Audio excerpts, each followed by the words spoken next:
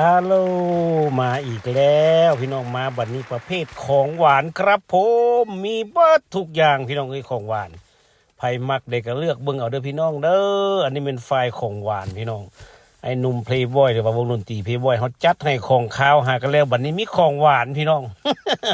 เบิ่งเอาเองเด้อบ่จักซื้อหลากหลายอย่างโพดพี่น้องมันหลายนี่แหละเบิ่งแล้วก็อย่าลืมกดไลค์กดแชร์ให้หนุ่มเพลย์บอยเฮาเด้อพี่น้อง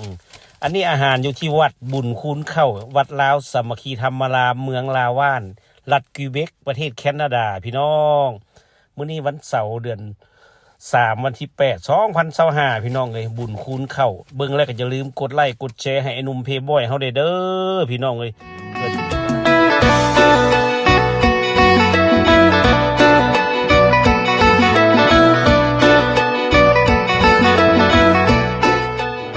มาแล้วกู๊ดมอร์นิ่งมาแล้วมื้อนี้ไอ้หนุ่มเพย์บอยเข้ามาพวกเจ้าว่าแม่นหยังพี่น้องนี่ไม่หยังผักกาดดองพี่น้องหรือว่าส้มผักกาดหรือพี่น้องเด้อนี่เด้อนี่มื้อนี้มันบุญคูณเข้าเฮาสิไปตักบาตรพี่น้องเด้อไปเอาบุญน้ำกันเด้อนี่เด้อนี่อันนี้น้ำใจหรือว่าปัจจัยจากไอ้หนุ่มเพย์บอยเฮาพี่น้องวงดนตรีเพย์บอยเฮาเด้อเฮาสิไปทำบุญคูณเข้าอยู่วัดลาว่านเฮานี่แหละมันใกล้บ้านเฮานะพี่น้องเนาะFC คนไหนจะได้บุญไปน้ำกันเด้อมื้อนี้เด้อไปทำบุญตักบาตรอยู่วัดสามัคคีธรรมรามเมืองลาว่านเฮานี่แหละพี่น้องนี่อันนี้ปัจจัยของไอ้หนุ่มเพย์บอยเดี๋ยวเจอกันอยู่วัดครับผมเตรียมพร้อมแล้วครับผมนี่อันนี้ของมาดามเตรียมจะไปใส่บาตรนะครับผมวันนี้บุญคูณเข้าด้วยครับผมนี่อันนี้ของกระผมเองไปกับมาดามวันนี้จะไปทำบุญนะมาเด้อพี่น้องไปเอาบุญน้ำกันวันนี้ไปตักบาตรพี่น้องบุญคูณเข้า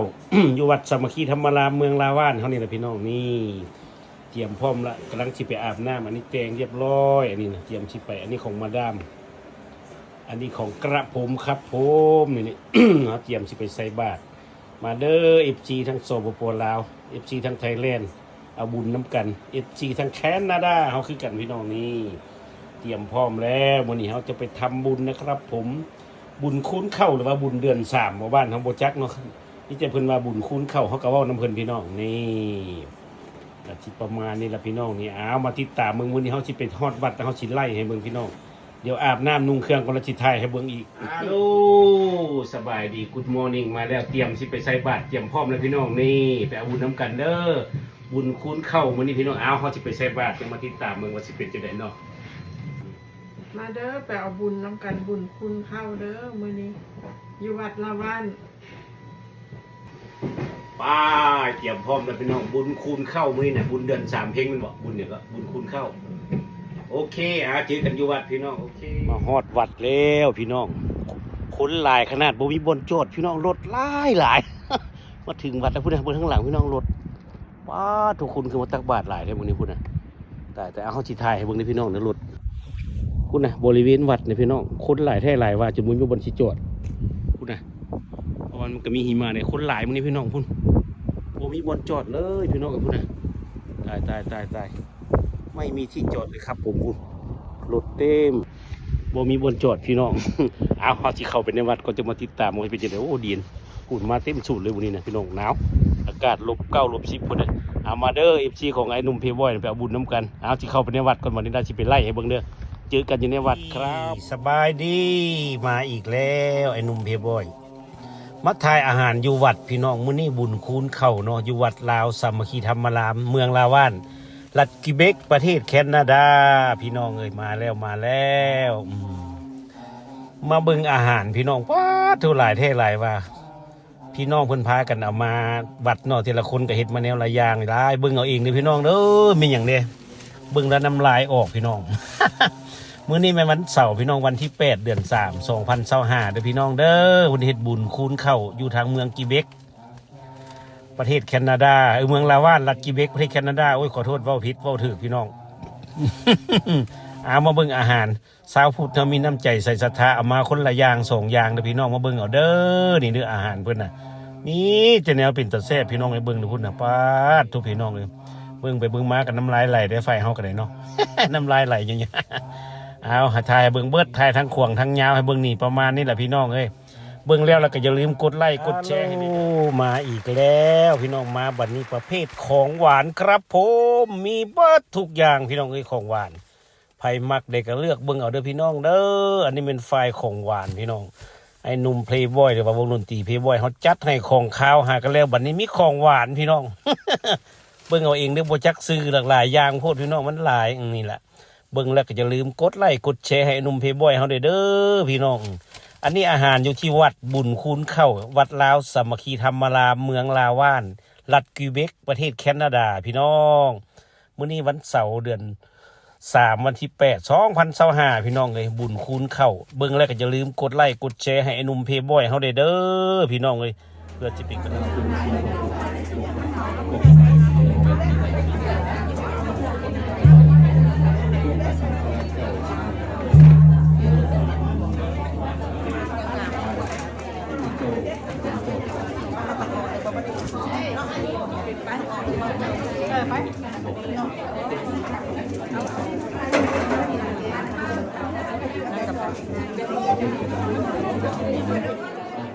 มาแล้วมาตักบาตรพี่น้องบุญคุณเข้ามื้อนี้นะเอาเอ้บ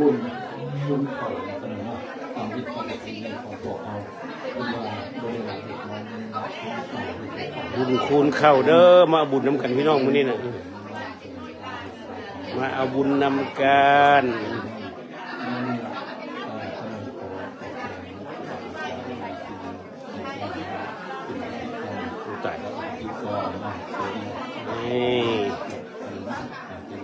บุญวัดลาวานบุญคูนเข้าวันนี้วันเสาร์พี่น้องวันที่8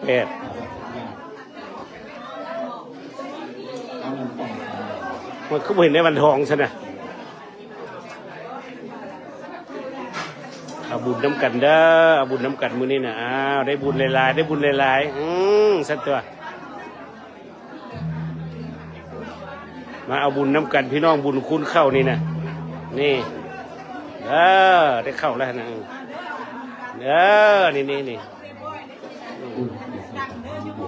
เรียนสั้นบ่ตัวนี้ลงไล่เขานี่พุ่นโอ้งามไรพุ่น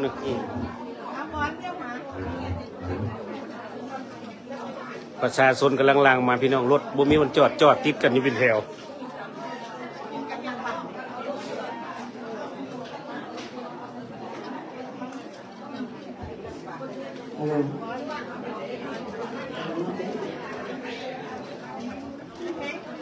น้อมนมัสการเพื่อมีเพื่อกันย่างมาก็เห็นมุตคนนั่นแหละเบิ้งเอาค่อยพี่เจ้าก็เห็นเบิดเนาะไปเบิ้งย้อนหลังรถเห็นเบิดเลยนี่นะอ้าวได้บุญเนื้อกายโอ้หัวหน้าวันทองอยู่ใส่ขึ้นมาเบิ้งค่อยแบบนี้ไอ้วันทองแล้วอยู่ใส่เราคือเข้ามาเบิ้งค่อยโอ้นี่ละแล้วเป็นอย่างโอ้นี่กดไล่คนอย่างค่อยบุ้มบั่มอยู่นี่ขอบใจในลูกพี่เด้อกำลังถามหาอยู่นี่นะดังนั้นข้าพเจ้าข้าที่โอกาสนี้ข้าพเจ้าทุกท่านนำทุกสถานต่างๆท่านข่าวว่าข้าพเจ้าทุกปัจจัยในการเงินครั้งนี้ดังนั้นตอนนี้ข้าพเจ้าขอขอเป็นสายเลือดทุกท่านเป็นสุขภาพทางของท่านทุกนั่งกับคักเลยเลยมีบนนั่งกระเด็นเรียกเราค่อยกับชิบนั่งอยู่พี่นะ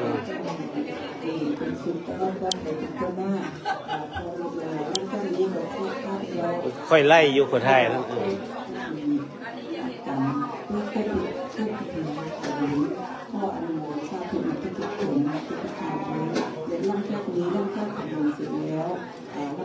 นี่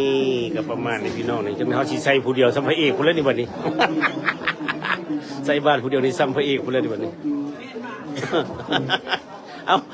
เดี๋ยวบึงไปเขาบนเขาเจ้าเลี้ยวแล้วเขายังไม่ได้ไปราคาถ่ายหูบอยู่ถ้ามาได้เอาขันเตียงขันให้ก็ก้มอวยพรขออนุโมทนาส สมาคมสตรีลาว นี่พี่น้องเป็น ส ประ มา มา ค ณ ม นี้ สตรีมีพลัง ว่ารถบอกหลายๆคนคือบ่หลายอยู่เทิงพุ่นบ่ก็จะอยู่เทิงบ่โอ้ สมาคมสตรีสามสันสมาชิกทั้ง รถบอกหลายๆสนุก สมัยก่อนคนสตรีนั่งหนาน้ำ ดูเขาไทยวัดก็ลงบุญด้วยบุญแล้วฉันบ่ได้ไทยพระจักเทื่อนี่เด้พี่น้องนี่วัดเด้อนี่เด้อนี่อันนี้เป็นบอนเชียงซีก็มีได้พี่น้องนี่เด้นี่บอนเชียงซี พระพุทธศาสนามีองค์พระนาเป็นมา บ่มีตู้วันนี้นะโอ้บ่เห็นจะดุนละบ่เห็นดุนแล้วเนาะอยู่ดีมีแฮงอยู่บ่เจ้าลูกคนนี้ โอ้ยขี้มีตู้นี่อันไทยวัดใช่บ่พี่น้อง ศาสนาขัดขัด ไทยวัดแรกวันนี้นะเทค2ครับผมบัดนี้เฮาสิมาถ่ายอาหารให้มึงว่ามื้อนี้มีอาหารหลายประเด็นนะพี่น้องเอามาตามเฮาสิเริ่มถ่ายอาหารให้มึงมี2แถวเอามาเบิ่งก่อนเริ่มเบิ่งอาหารเด้อพี่น้องเด้อ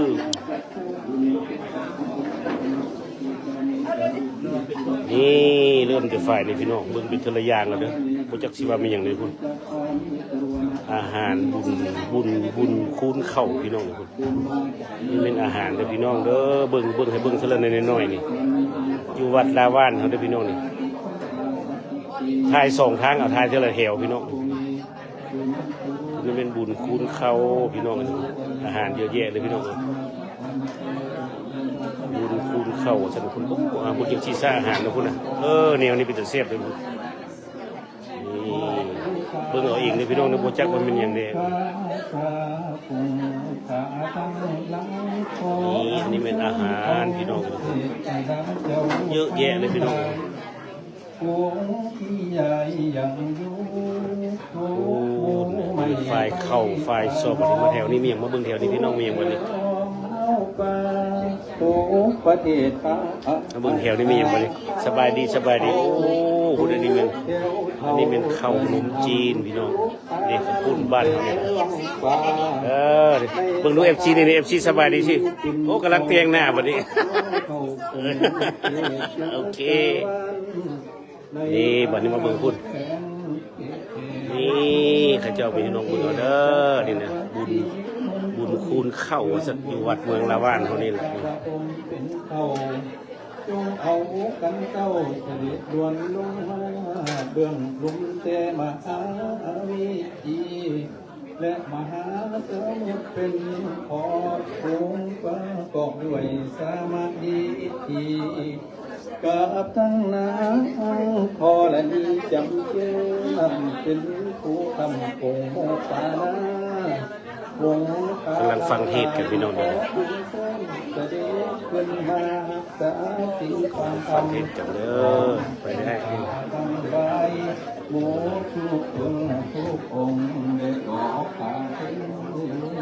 มันมีสองสั้นเนาะมีสั้นเทิงพร้อมเลยฟังเทศอยู่สั้นเทิงก็มีนี่เขาออกญาติโยมทั้งหลายเฮ้ยโอ้มาวัดไซเวียนตาวิทยานเทเว้ยห่วยตีทางมาถึงบนแล้วนี่ลืมเบ็ดตาก็เป็นถ่ายเอาญาติโยมคุณแม่หากประสัมพุทธเจ้านั้นส่วงสบายวาสาธุสาธุเตี้ยพูดว่าสัตว์เจ้าโคตรบูชาองค์พระธรรมะโภคานกเนื้อเก่ากราบไหว้ภริยาสังฆเจ้าสาวกสัพพโญสาธุผู้ต้นปีใดเดินมาหอดโอ้อันนี้เป็นทีมงานเปียเล็ดเก่าได้นี่นะครบทีมเลยอันนี้เปียเล็ดใหม่นี่น้องใหม่นี่นะนี่น้องเปียเล็ดใหม่เท่าแล้วดีท้ายเบิดแล้วพ่อแม่ผ้าการสั่งอื่นเราบุญคุณเขาถวายสังฆเจ้าเปียเล็ดเก่าเปียเล็ดใหม่ปนกันอยู่นี่เบิดบ่โอ้รุ่นเก่าวะนี่โอ้กินจะดุลเลยเนาะห้วยหัวหน้าวันทองเขาที่ผมมาเนี่ยเนาะมาเบิ่งของหวานพี่น้องวันนี้ที่ไทยของหวานเนี่ยเบิ่งโอ้ยวันทองยุคนี้ผมพูดนี่ของหวานอันนี้มันยังเข้ารักซ่องโอ้บรรยากาศของหวานพี่น้องได้ลือกับน้ำนี่ของหวานมีของข้าวแล้วก็เบิ่งของหวานพี่น้องวันนี้สำเร็จเป็นศีลปารมีบุญสำเร็จยงสำเร็จเป็นภาวนา นี่ไฟของหวานนี่อันนี้บุญโอ้เป็นบุญเขามีบุญมีสุดใจเลยเด้อนี่อยู่ดีมีแหงทุกคนนี่สว่างชาแนลตัวนี้ค่อยไล่สดลง YouTube Facebook สิหรอกตัวนี้นะขอให้ได้ดังว่าสมปรารถนาบัดนี้ขอนิมนต์พระอาจารย์ผู้ท่านที่ผู้มงคลนำอ่านนำลงไว้พระตามประเพณีในตลาดวัดนี้ตอนนี้ กับประมาณนี้แล้วพี่น้องนี่พุ่นสิได้ FC ใหม่เด้ออยู่ทางหลังนี่พุ่นที่เข้าไปเบิ่งเฮาได้ว่าซั่นนี่ คนคือโบราณอยู่เทิงพุ่นว่ารถคือจอดยากแท้ว่าประมาณนี้โอ้หัวหน้าวันทองนี่มาบ่ได้ยกนิ้วให้ตลอดเลยพุ่นโอเคมาฟังเทศกันบัดนี้เฮานะ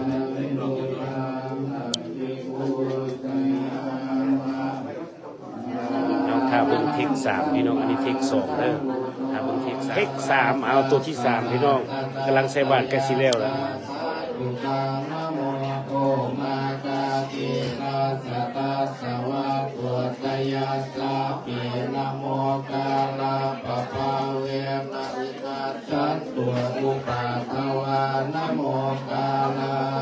คลิปที่3แล้วไล่สดจากวงดนตรีเพลย์บอยบุญคูณเข้าเนาะพี่น้องอยู่ทางเมืองลาวานรัฐกิเบกประเทศแคนาดาเด้อมื้อนี้วันที่8เดือน3 2025กำลังใส่บาตรพี่น้อง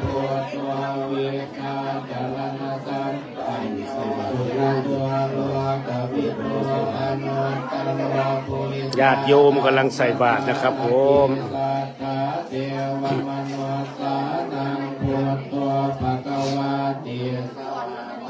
ตัวปะกวตาธัมโมสันติติโกอาการิโกเอหิปัสสิโก ทำบุญนายิโกตังเวทิตาโพวิญโยหิบุญคูณเข้าพี่น้องเดือน3ปะกวะตัวสาวกสังโฆอุสุปฏิปันภะคะวะโตสาวกสังโฆกำลังตักบาตรพี่น้องเด้อภะคะวะโตสาวกสังโฆสามีจิปฏิปันโนภะคะวะโต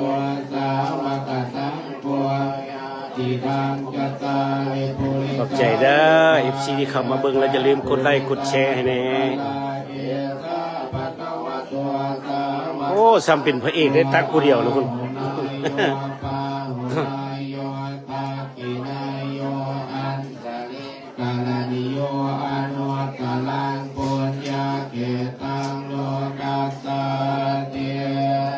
โอ้ยโชคดีแท้ได้เข้ากล้องผู้เดียวนี่เนาะ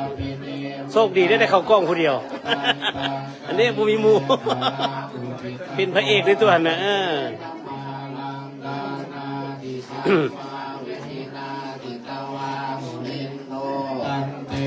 โอ้มาแล้วมันเนี่ยเป็นรุ่นอาวุโสกำลังมาบัดนี้ไปสรุ่นมันยังรุ่นอาวุโสบัดนี้โอ้มาแต่เทิงว่ะ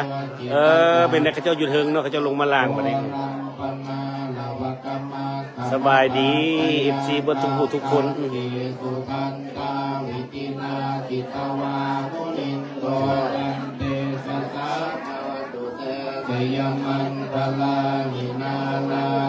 เบิ่งเอาเด้อพี่น้องให้พี่น้องมันอยู่ในกล้อง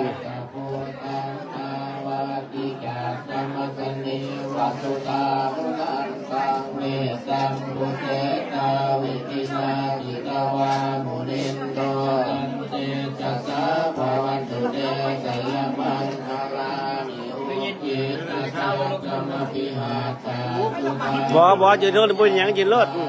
ถ้าเอาเส้นผมเยอะก็ได้นะ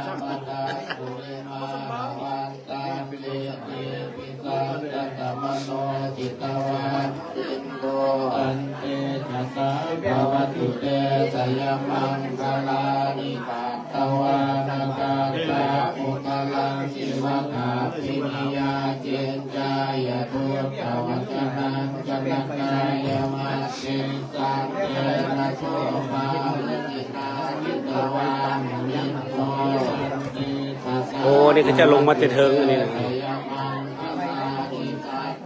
วิหายมติสัจจกวาตเกตุงวาตาปิโลกิตามนังอธิอันตโพธังปัญญาปะเกปะปริโตติกวาสินโต โอ้ FC ขอเด้อเด้อ FC ขอเด้อนะพุ่น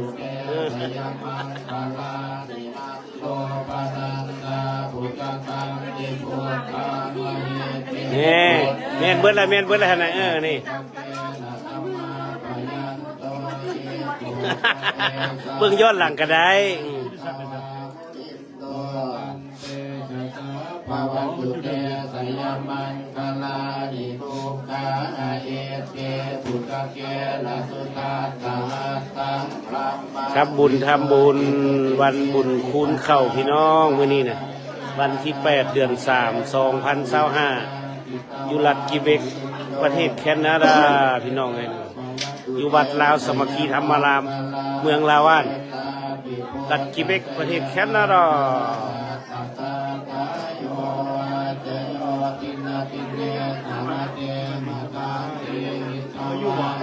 ส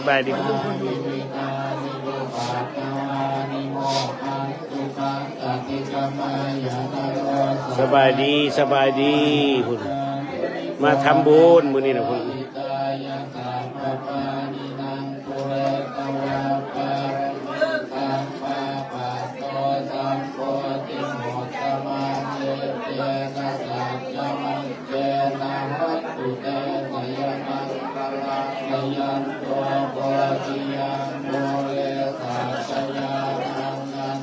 โอ้นี่นางใส่คุณน่ะคักไว้นี่นะในคำมาในคักด้วยนี่นะนักบุญเท่นะ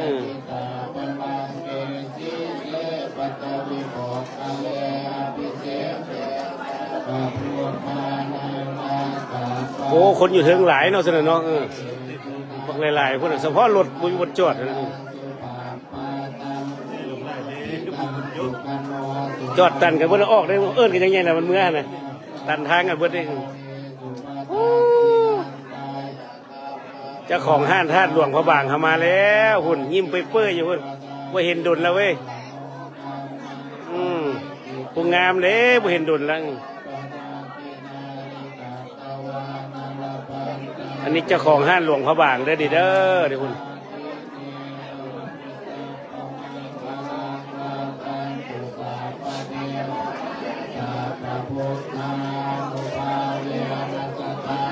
โอ้คนลงมาหลายแล้วพี่น้องบัดนี้ลงมาเตะเถิงพระเจ้าลงมาเตะเถิงพูดบักได้หลายมาตักละมาเบิ่งเอาบัดนี้พี่น้องไผเบิ่งเอาเองเด้อ ญาติใครญาติมันเป็นบ่อ้าวคันฮู้จักจังฮู้จักละทักทายมาหาทางวงดนตรีเพย์บอยสิบอกให้มันเป็นไผเป็นไผ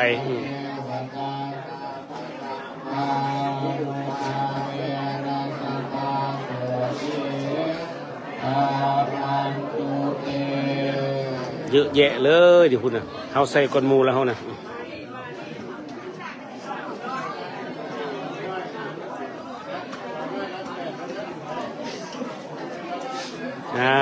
เบอร์เดี๋ยวพี่น้องอยากตัวนี้อยากโดนได้ตัวนี้นะมันหลายเดี๋ยวคุณยังลงมาเรื่อยๆอยู่พูนเขาจะกำลังลงมาแต่เทิงคุณมันมีสองสั้นนี่พี่น้องสั้นเทิงกันนางฟังเทศแล้วสั้นล่างนี่เขาก็มาใส่บาตรนี่คู่บาเสาเทศแล้วเขาก็เว้าได้หน่อยนึงแล้วบัดนี้ว่าให้มันเงียบเดี๋ยวคุณเบิ่งเอาเด้อคุณพอตักแล้วก็นั่งอยู่พี่น้องตักแล้วก็นั่งเตรียมเบิ่งจักหน่อยก็หยาดน้ำตักบาตรแล้วก็หยาดน้ำนี่พี่น้องอุกใจแต่บัดชิเมื่อเนี่ยจะได้เอื้อนกันเป็นถอยรถ ตันทางกันแต่พื้นตะพื้นอยู่นี่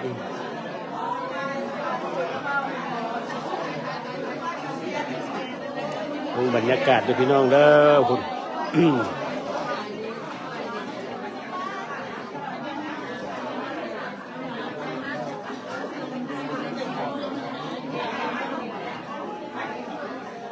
ลังลงมาบักหลายๆพุ่นลงมาจากขั้นใดพุ่นน้อง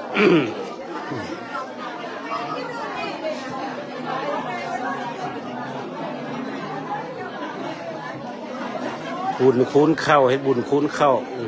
มาตักบาตรบุญคูณเข้าอยู่วัดลาวานแขวงกิเบกประเทศแคนาดาเดี๋ยวนี้เวลา 10:29 น.ตอนนี้ตอนเช้าๆพี่น้องมี2สั้นในสั้นถึงเพิ่นกำลังลงมาพี่น้องอันนี้สั้นล่างตักแล้วแล้วเนี่ยพวกจะลงมาแต่สั้นถึงกำลังล่างออกอันนี้อยู่ซูโซนหรือว่าอยู่แบสเมนต์ ตักบาทแล้วเราก็สิญาติน้ำพี่น้องเบิ่งเอาเด้อฮู้จักไผนะพุ่น นี่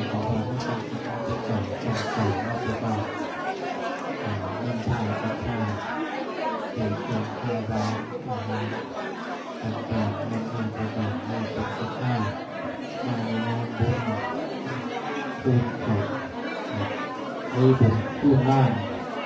นี่มาเนี่ยเป็นประเภท นี่ใกล้สิเบิดแล้วใกล้สิเบิดแล้วครับ ก็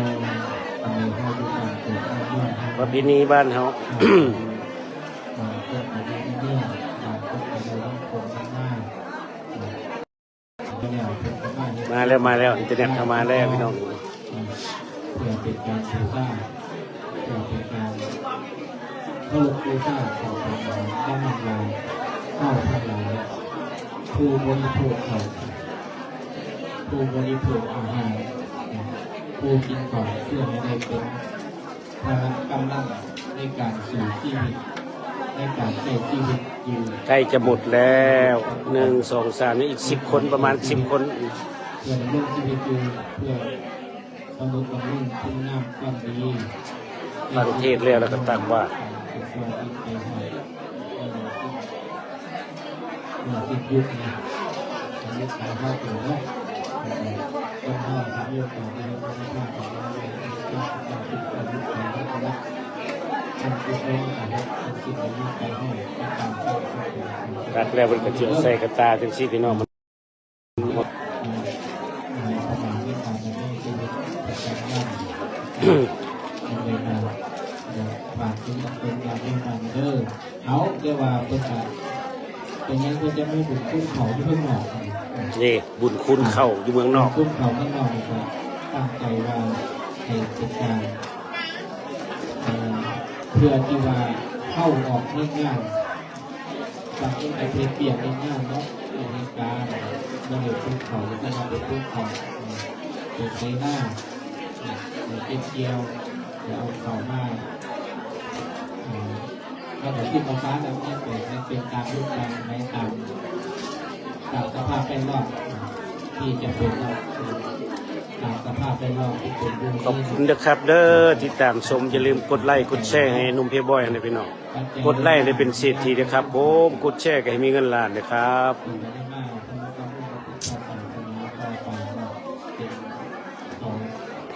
นี่เรียบร้อยแล้วคุณใส่บาตรจบแล้วพี่น้องมาดิ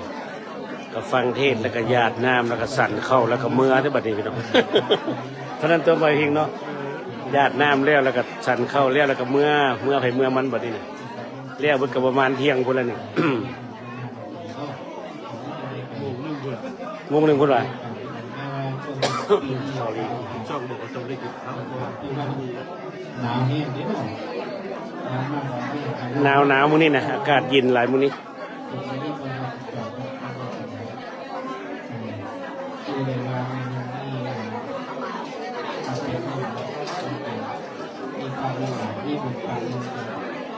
เรียบร้อยแล้ว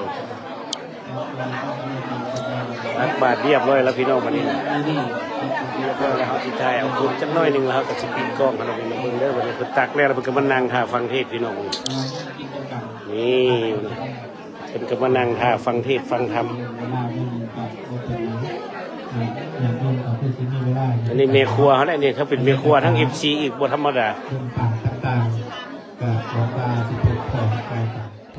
โอเคขอบคุณที่ที่หลายๆเด้อติดตามชมสว่างชาแนลพี่น้องโอเคขอบคุณมากนะครับคอยดูผลงานต่อไปนะครับขอบใจหลายๆพี่น้องสำหรับคลิปนี้เขาก็ขอจบไปเพียงสำนวนบุญคุณเข้าที่วัดเมืองลาวานรัฐกิเบกประเทศแคนาดาวันที่8 เดือน 3 2025พี่น้องเด้อโอเคพี่น้องเดี๋ยวที่เขามาติดตามนุ่มพี่บอยขอให้สุขภาพแข็งแรงอายุมั่นขวดนี้พี่น้องเด้อพบกันคลิปหน้าบ๊ายบายครับ